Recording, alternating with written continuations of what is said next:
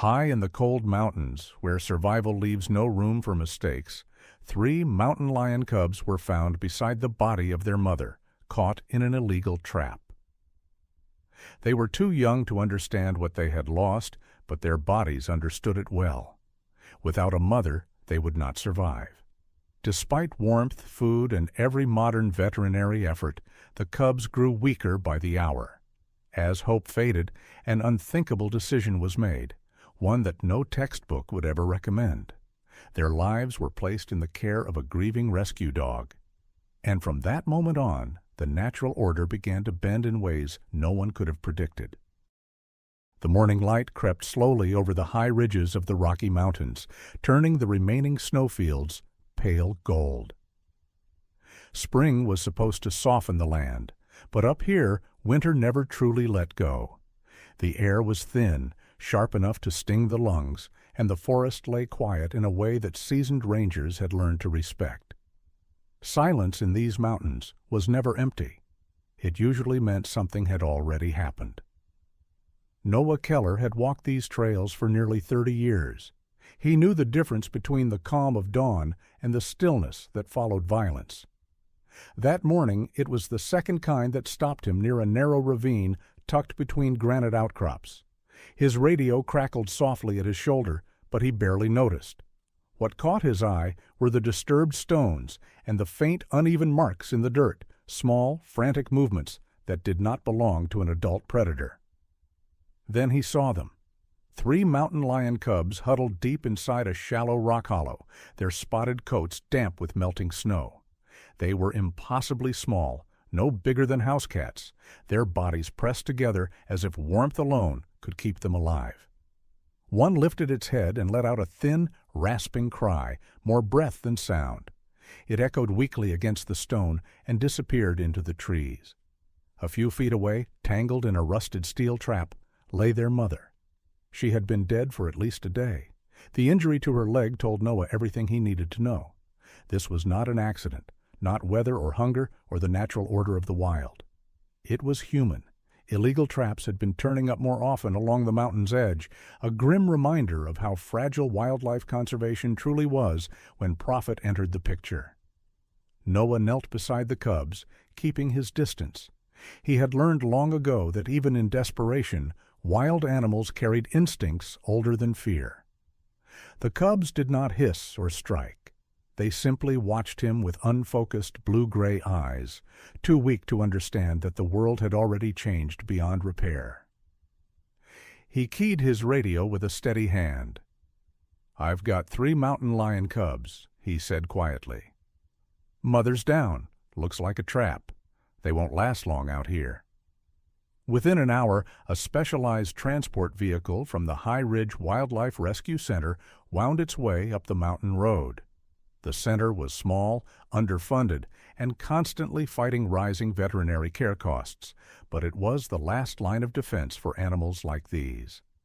Donations and wildlife rescue funding kept its doors open, and every decision made inside its walls carried weight far beyond the building itself. Dr. Margaret Hale was waiting when the cubs arrived. At 61, she moved with careful efficiency, her gray hair pulled back, her eyes sharp with decades of experience. She had seen starvation, trauma, disease, and the quiet kind of loss that never made headlines. Still, when she looked down at the 3 trembling cubs, something tightened in her chest. "They're dehydrated," she said after a brief examination, cold and terrified. The cubs were placed into a warmed enclosure designed to mimic a den. Soft bedding, controlled heat, minimal human contact, everything modern animal rescue protocols recommended. A measured formula was prepared, balanced precisely to support young carnivores. It was the kind of care that required both expertise and resources, the sort that made grant applications and animal rescue donation campaigns necessary evils of the job. The first feeding failed. The cubs turned their faces away, their small bodies stiff with stress. A second attempt brought no better result. By nightfall, one of the cubs began to tremble uncontrollably, its breathing shallow and uneven. Margaret sat back on her heels, exhaustion settling into her bones. She had followed the science. She had done everything right. And still, the cubs were fading. "They're not responding like typical orphans," said Elena Cruz, a veterinary technician who had joined the center 2 years earlier. "It's not just hunger." Margaret nodded slowly. She knew what Elena meant, even if neither of them wanted to say it aloud. Mountain lion cubs didn't just lose nourishment when their mother died. They lost structure, rhythm, warmth, and something harder to measure, connection. In the wild, a mother mountain lion was everything: food, protection, instruction, comfort. Without her, the cubs were not simply at risk. They were unanchored. That night, as the wind rose outside and the mountains disappeared into darkness, Margaret remained in the observation room long after the others had left. She watched the 3 small shapes huddled together, their breaths uneven, their bodies slowly cooling despite the heat lamps. Some losses could be treated with medicine. Others demanded something no protocol could guarantee. And somewhere deep in the forest, the echo of a mother's absence lingered, unseen, unanswered, and already shaping everything that would follow. By the second morning, the illusion of control was gone. Dr. Margaret Hale had slept less than 2 hours, her mind replaying the same question over and over again as the sky lightened beyond the windows of the rescue center. When she entered the neonatal care room, the air felt heavier than it had the night before. The 3 mountain lion cubs were still alive, but barely. Their small bodies rose and fell with shallow breaths, each one slower than the last. They should have been fighting by now. Margaret had raised orphaned predators before: wolves, bobcats, even a black bear cub years ago. Hunger usually sharpened survival instincts. Fear eventually gave way to need. But these cubs lay still, their eyes dull, their muscles slack, as if something inside them had already begun to shut down. Elena prepared another bottle, warming the formula carefully. The cost of specialized milk replacers had gone up again this year, along with nearly every other veterinary care expense. Wildlife rehabilitation was never cheap, and the center survived on a patchwork of grants, emergency animal rescue donations, and the quiet generosity of people who believed this work mattered. The smallest cub turned its head weakly away as the nipple touched its mouth. "Easy," Elena murmured, though she knew the cub could not understand. When they tried syringe feeding, the reaction was worse. One cub stiffened suddenly, its tiny body seizing for a terrifying second before relaxing again. Margaret pulled back at once, her heart pounding. "That's it," she said. "We stop." Silence followed. No one argued. Later that morning, Noah returned from the field, his jacket still smelling of pine and cold stone. He stood at the glass partition, watching the cubs from a distance. He had carried animals out of storms and fires, had made peace with losses that came too quickly to stop. Still, this felt different. "They don't act like orphans," he said quietly. "They act like they've given up." Margaret leaned against the counter, rubbing her temples. "Physically, we can support them, warmth, fluids, nutrition, but whatever they're missing..." She trailed off. Connection, she thought. The word felt unscientific, almost dangerous to say out loud, in a profession built on data and protocols. By the 3rd day, the numbers confirmed what everyone already knew: weight loss, lowered body temperature, diminished response to sound and touch. If this were a financial report instead of a medical chart, it would have been labeled unsustainable. In the break room, a young intern named Rachel sat with her notebook open, pretending to study while listening to the muted conversation drifting down the hall. She was 23, fresh from a university program focused on wildlife biology and conservation ethics. She had grown up believing that science could solve anything if applied carefully enough. But she had also grown up on a small ranch, surrounded by Animals that did not read textbooks. "Can I say something?" she asked softly when Margaret finally sat down across from her. Margaret looked tired, but attentive. "Please." Rachel hesitated. "I know this isn't standard, and I know how dangerous imprinting can be. But what if it's not about food? What if it's about losing their mother?" The room went very still. Elena frowned slightly. "They're wild animals. We can't replace that." "I know," Rachel said quickly. "I'm not saying we become their family. I'm saying maybe, temporarily, they need something alive, something warm, something that responds." Noah exhaled slowly. He had seen this look before, the one that appeared just before someone crossed an invisible line. "There is a dog," he said after a moment. Margaret raised her head. "What dog?" "Luna," Noah replied. "The shepherd mix we pulled out after the avalanche last winter. She lost her litter. Still hasn't fully stopped lactating. Calm as they come." Margaret didn't answer right away. The implications settled heavily in the room. A dog, a domestic animal, a predator's natural enemy, at least in theory. "It would be against every guideline we follow," Elena said. "And letting them die isn't?"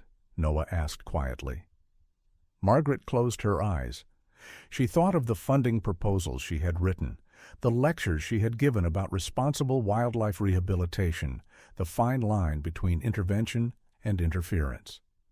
She also thought of 3 fading heartbeats in a warmed enclosure down the hall. Sometimes she knew the greatest risk wasn't breaking a rule.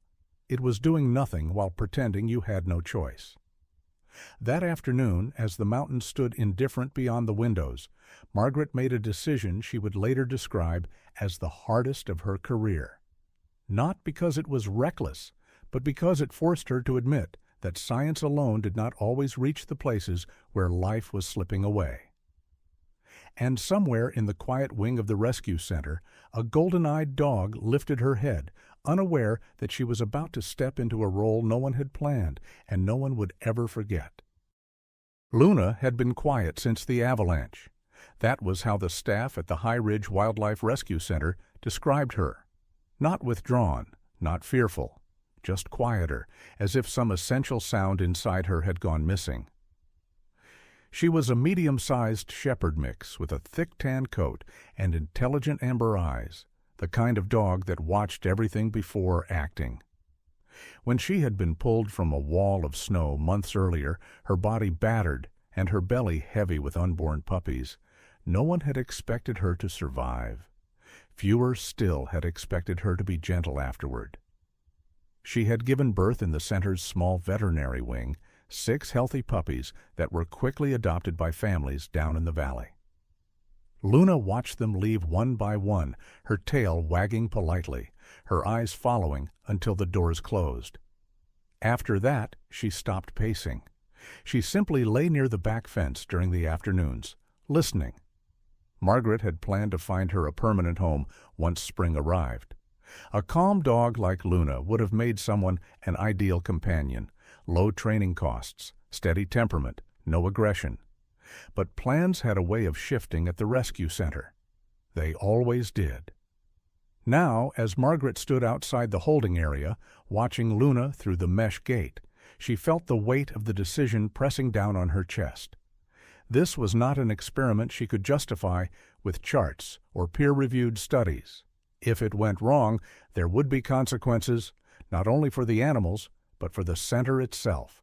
Wildlife sanctuary funding was fragile enough without controversy, and one serious incident could jeopardize years of conservation work. Elena joined her, arms folded tightly. "If she panics, she won't," Noah said from behind them. "Not like that." Margaret glanced back at him. "You're certain?" "I've seen her around injured elk calves, owls with broken wings," Noah replied. "She adjusts. She reads the room." Rachel stood a few steps away, hands clenched together. This had been her idea in a way, and she felt the responsibility acutely. She had studied animal behavior theory, the dangers of cross-species bonding, the long-term risks of emotional dependency. None of that erased the image of the cubs lying still, fading despite every approved intervention. "They don't need her forever," she said carefully.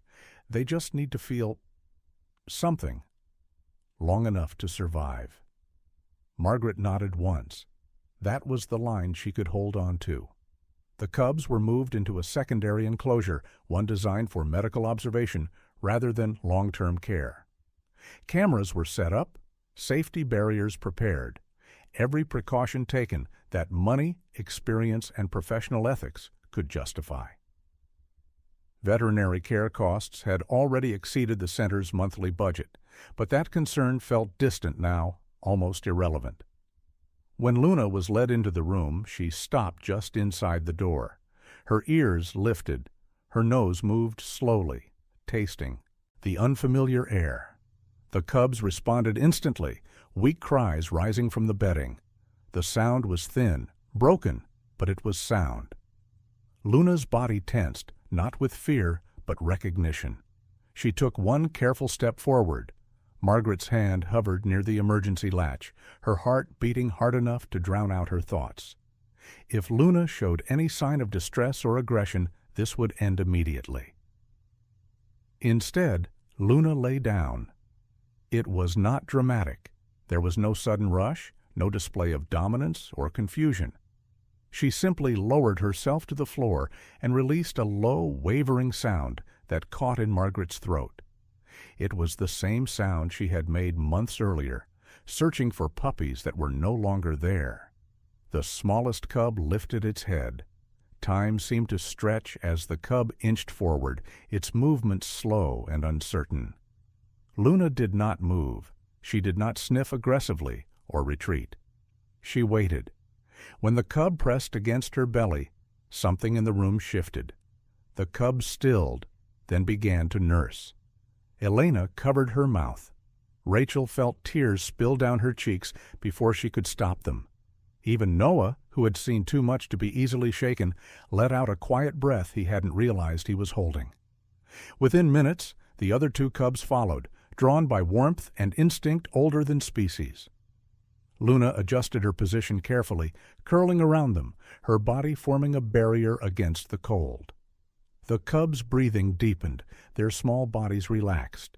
Margaret felt her knees weaken. She sank into a chair, the enormity of the moment washing over her. This was not science as she had been trained to practice it. This was something else, something that would never appear in a grant proposal or a wildlife insurance liability document. And yet, it was working. Over the next hour, no alarms sounded. No emergency interventions were needed. The cubs slept, nursed, and for the first time since their mother's death, rested without trembling. Margaret knew the questions would come later, about imprinting, about ethics, about long-term outcomes, and whether this could ever be repeated responsibly. She knew donors and regulators alike would want explanations. But in that quiet room, with a dog breathing steadily and 3 mountain lion cubs finally holding on, none of that mattered. For the first time since the trap had snapped shut on a mountainside far away, hope was no longer theoretical. It was alive. The change did not happen all at once. It unfolded quietly, hour by hour, in ways that only those who stayed late enough could notice. By the second night, the smallest mountain lion cub lifted its head on its own. Its eyes, still cloudy with exhaustion, tracked Luna's movement as she shifted in her sleep. When she stirred, the cub followed, pressing closer to her warmth. Margaret watched from the observation room, notebook forgotten in her lap. She had recorded recoveries before. Steady weight gain, normalized vitals, predictable patterns. This was different. This was not a chart. This was a relationship forming in real time. Within 48 hours, the cubs began to change. Their cries grew stronger, less desperate. Their bodies warmed more easily. For the first time since arriving at the center, they responded to touch not with panic, but with instinctive trust, always directed toward Luna, never toward the humans who hovered at a careful distance. Elena updated the medical board twice a day. Body temperature stabilized. Dehydration eased. Weight loss stopped. The veterinary care costs that had been spiraling began to level out, not because the cubs needed less attention, but because they were no longer sliding toward emergency intervention. Margaret knew the irony would not be lost on anyone reviewing the case later. The most effective treatment had not come from a syringe or a machine. Rachel spent hours watching the monitors, documenting behavior. She noted how Luna adjusted her posture when a cub became restless, how she gently nudged them back when they wandered too far, how she remained alert without ever showing tension. This was not training. It was something older, something written into muscle and breath. The center's director called on the fourth day. "I'm hearing things," he said carefully. "About a dog?" Margaret didn't deny it. She explained the situation plainly, without drama. 3 cubs, no mother, rapid decline, an unconventional intervention that was working. There was a long pause on the line. "You understand the risk," he said. "Yes," Margaret replied, "and I understand the risk of doing nothing." After the call ended, Margaret sat alone in her office, the late afternoon sun stretching across the floor. She thought about the donors who supported the center, many of them retirees living on fixed incomes who believed deeply in wildlife conservation funding. She thought about the insurance policies that barely covered incidents involving wild animals, let alone unprecedented cross-species bonds. No policy, no pet insurance, no liability clause had prepared her for this. But when she returned to the enclosure, doubts fell silent again. The cubs had begun to play. It was tentative at first. A paw lifted, then withdrawn. A clumsy pounce that ended in a tumble against Luna's side. She responded with patience, adjusting her weight, issuing a low rumble that calmed rather than warned. The cubs learned quickly, their movements sharpening by the day. They stalked shadows. They wrestled each other. They tested their strength. And always they returned to Luna. Margaret insisted on one rule above all others.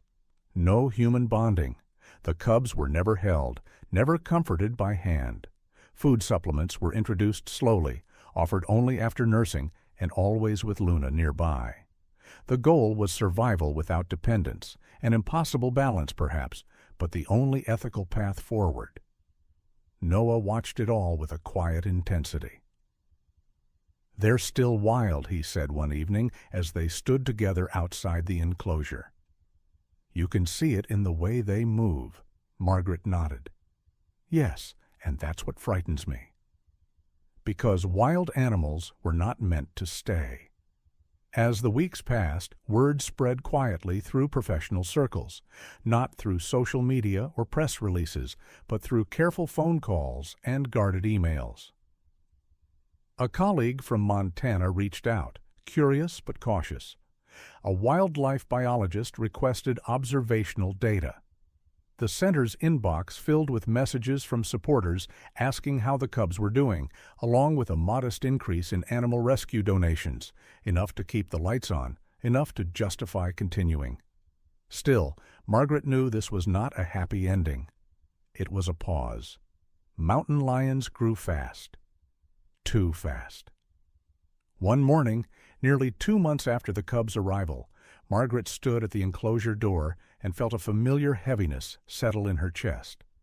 The cubs were stronger now, their spots beginning to fade, their eyes sharp with intelligence. Luna lay among them, calm as ever, but Margaret could already see the future pressing in. Soon, these cubs would need space, distance, the chance to become what they were born to be. And when that time came, the bond that had saved them might be the very thing that broke them apart. She rested her hand against the glass, watching Luna lift her head as if sensing the shift. The dog's gaze met hers for a brief moment. Steady, unreadable, trusting. Margaret turned away before the weight of it became too much. The miracle had worked. Now they would have to face its cost. By late summer, the cubs no longer looked like victims. They moved with confidence now, their bodies lean and powerful, their once soft spots fading into the tawny coats of young mountain lions. Their muscles rippled beneath their fur as they climbed the reinforced logs in the enclosure, leaping from rock to rock with growing precision. Visitors, kept at a strict distance, often paused in awe, whispering about how strong they had become.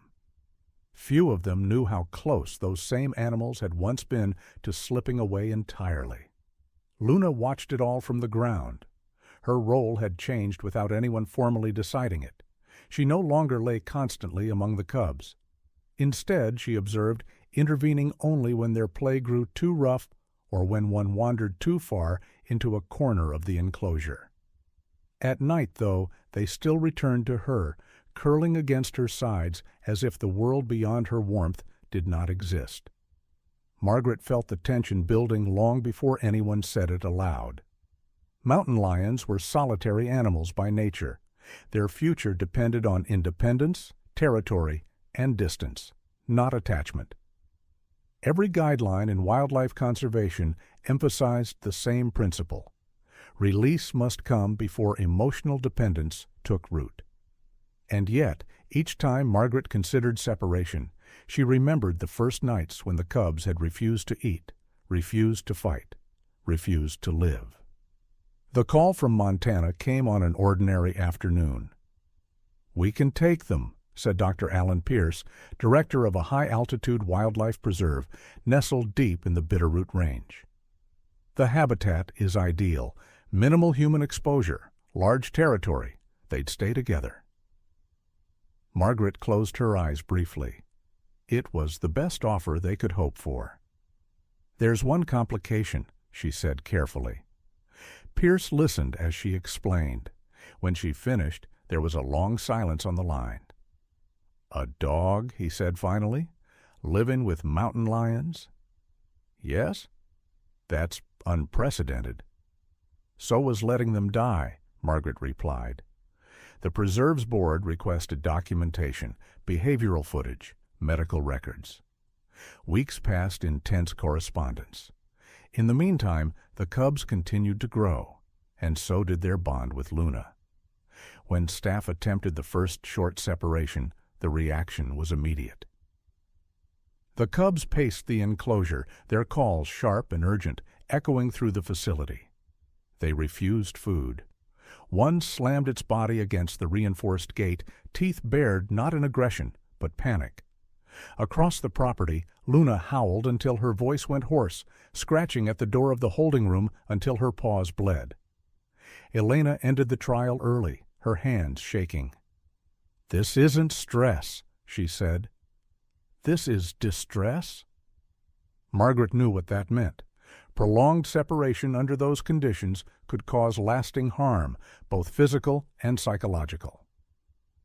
Veterinary care costs would skyrocket if injuries followed, and no amount of wildlife insurance would cover the kind of damage they were risking now.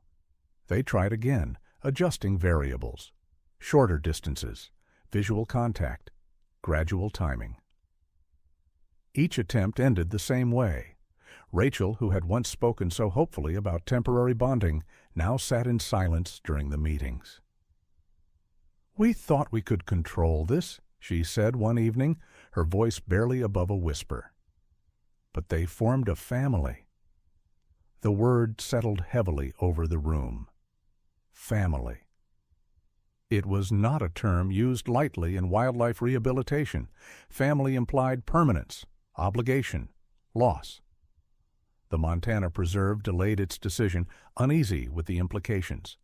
Donors began asking questions. Supporters worried about the long-term plan. The center's director warned Margaret that controversy could threaten funding, even legal standing. Cross-species housing raised concerns that no liability policy had anticipated. Margaret listened. She understood all of it. But every time she stood before the enclosure, watching the cubs return instinctively to Luna's side, she knew One truth could not be negotiated away.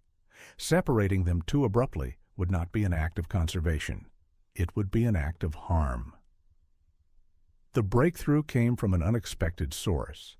A visiting ecologist, Dr. Samuel Ortega, spent a full day observing the animals in silence. He watched how the cubs interacted with Luna, how their attention shifted naturally back to the environment once they felt secure. That evening, he sat with Margaret in her office, hands folded thoughtfully. "What if the dog doesn't go away all at once?" he asked. "What if she goes with them, briefly?" Margaret looked up sharply. "Supervised contact," Ortega continued. "A transitional presence. The cubs aren't dependent in the way we feared. They're anchored, and anchors can be loosened gradually."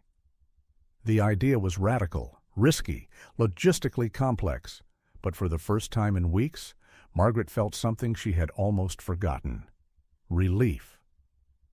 Negotiations with Montana resumed, this time with a different proposal. Luna would accompany the cubs to the preserve under strict conditions: limited access, controlled exposure, constant evaluation. Over time, her presence would diminish as the cubs adapted to their new environment. The board resisted, then hesitated, then finally agreed. The day the transport vehicle was prepared, the air felt heavy with unspoken fear. Luna climbed into the reinforced compartment willingly, her eyes never leaving the cubs as they were guided into their carriers. Margaret stood nearby, one hand pressed against the metal frame, aware that this decision would define the rest of her career. As the doors closed and the engine started, she whispered words she had never expected to say about a rescue dog and 3 wild predators. "Please," she murmured, "let this be enough." The mountains of Montana welcomed them with distance and silence. The preserve stretched across thousands of acres, a sweep of forest, rock, and shadow designed to let wild animals remember who they were meant to be. The young mountain lions stepped into their new enclosure cautiously, their bodies low, their senses alert. Luna followed a moment later, stopping just inside the boundary, her head lifted as she took in unfamiliar scents carried on cold air. For the first few weeks, the transition unfolded better than anyone had dared to hope. The cubs explored relentlessly, climbing higher, ranging farther, returning to Luna less often as curiosity began to outweigh comfort. She no longer slept beside them every night. Sometimes she remained near the edge of the habitat, watching while they disappeared into brush and stone. The preserve staff documented everything, sending careful reports back to Margaret. Weight gain remained steady, hunting behaviors sharpened, dependence eased. By winter, Luna's visits were reduced to brief supervised intervals. She adapted easily, living with a senior caretaker on site, enjoying a quiet domestic routine that included warm floors and routine veterinary care. For the first time in years, Margaret allowed herself to believe that the story had reached its ending. Then the call came. It was early spring again when Dr. Pierce's voice broke through the phone line, tight with urgency. "One of the males is sick," he said. "He stopped eating 3 days ago. He won't let anyone near him." Margaret felt the familiar cold settle in her chest. The mountain lion, now nearly full-grown, had withdrawn to the far edge of the habitat. Sedation posed serious risk at his weakened state. Oral antibiotics were useless if he refused food. Every intervention carried the possibility of making things worse. Veterinary care plans were revised hourly, the projected costs rising alongside the stakes, but no solution reached him. "He's shutting down," Pierce admitted. "It's like he's gone somewhere we can't follow." Margaret did not hesitate. "Bring Luna." The preserve's medical team exchanged uneasy looks, but desperation has a way of reopening doors once firmly closed. Luna arrived at the quarantine enclosure just before dusk. She moved slowly now, her muzzle silvered with age, her steps measured. But when she caught the scent of the mountain lion, something old and unmistakable stirred within her. She entered the enclosure without fear. The mountain lion lifted his head weakly as Luna approached. For a long moment, he did not react. Then he released a low sound, something between a growl and a call, a sound the staff had never heard from him before. Luna answered softly and lay down beside him, pressing her body against his flank. What happened next silenced the room. With Luna there, the mountain lion allowed the veterinarian to approach. He accepted broth laced with medication, lapping slowly, pausing often, but continuing. Over the next 2 days, Luna barely left his side. She slept beside him, nudged him gently when he turned away from food, stayed awake when his breathing grew uneven. The infection receded. Strength returned. Against every expectation rooted in protocol and probability, he recovered. By the time he rejoined his siblings in the main habitat, Luna's role had already changed. She did not follow him back. Instead, she waited at the boundary, watching as 3 powerful mountain lions moved into the trees. No longer cubs, no longer hers to protect. They returned once. At dusk, they emerged together and paused near the fence, their bodies relaxed, their presence calm. Luna sat opposite them, her tail resting against the ground. For a few quiet minutes, they simply existed within sight of one another. No distress, no urgency, only recognition. Then the mountain lions turned and vanished into the forest. Margaret visited the preserve later that year. She stood beside Luna, now content in her retirement, insured and cared for in a way wild animals could never be. Beyond the trees, the mountain lions lived unseen, healthy, independent. This wasn't love that weakened them, Margaret said softly to Dr. Pierce. It's what gave them time. The case would later be studied, debated, cited in discussions of conservation ethics and animal behavior. Papers would be written, policies questioned. But for Margaret, the meaning remained simple. Sometimes the most powerful force in wildlife rescue isn't found in equipment, funding, or even science. Sometimes it's found in connection, arriving when it's needed most and leaving when it's time.